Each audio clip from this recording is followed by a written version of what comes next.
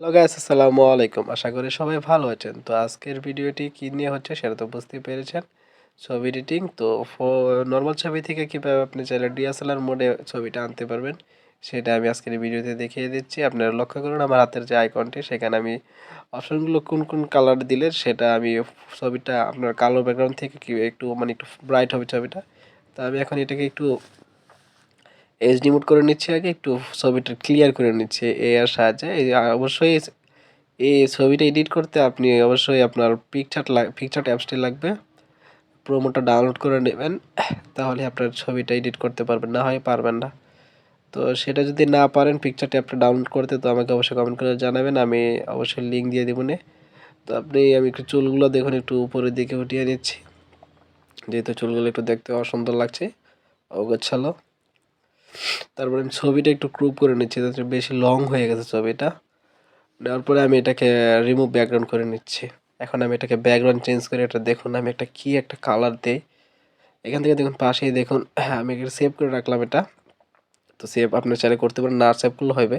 তো আমি পাশে দেখুন ব্যাকগ্রাউন্ডের একটা অপশন পাবেন, এখান থেকে ব্যাকগ্রাউন্ড ক্লিক করার পর দেখেন সে পিকচার অ্যাপসের ভিতরে অনেকগুলো ব্যাকগ্রাউন্ড আছে। তো সেখান থেকে আমি এটা নিয়ে নিব। তো যাইতেছে দেখেন, এখানে আপনার দেখেন এই পিকচার সিলেক্ট করার পর উপরে দেখবেন ব্লার মোড আছে। ব্লারটা যথেষ্ট আপনার ইচ্ছা মতো দিয়ে নেবেন, যে কোনো ছবিতে আপনি এরকম কালার জেনারেশন করতে পারেন। তো আমি এটাতেই রেখে দিব, আপনি আপনার মন মতো ব্যাকগ্রাউন্ড দিয়ে নেবেন। আপনি চাইলে গুগল থেকে ডাউনলোড করে দিতে পারেন। তো আমি এখন ছবিটাকে একটু স্মুথ করে নিচ্ছি, ফেসটা একটু ক্লিয়ার করে নিচ্ছি, যাতে এটা এডিট করার পর ফেটে না যায়, ফেসটা একটু ভালো হবে। তো একটু লোডিং হচ্ছে, নেট একটু সমস্যা মেবি। দেখুন আমার ছবিটা অলরেডি স্মুথ হয়ে গেছে। তো আমি আরেকটা কথা বলতে চাই, আমার চ্যানেল যদি নতুন হয়ে থাকেন অবশ্যই আমার চ্যানেলটি সাবস্ক্রাইব করে দিবেন। আর ফেসবুক পেজ থেকে দেখলে তো থাকলে অবশ্যই ফেসবুক পেজটি ফলো দিয়ে রাখবেন। তো ছবিতে আমি একটু শ্যাডো ইফেক্ট ব্যবহার করব, এটার ফলে আমার ছবির একটু দেখতে অন্যরকম একটু ভাব আসবে। তো আপনারা দেখতেই পাচ্ছেন আমি অ্যাড করছি।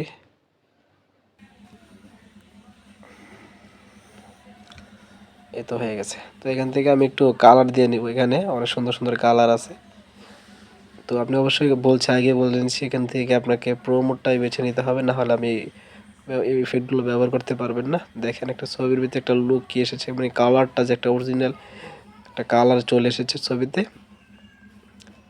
আমি টিক দিয়ে নিয়েছি। তো ওইটাই আমি আজকে আর কোনো ছবি, এটাই আমার ছবি এডিট হয়ে গেল।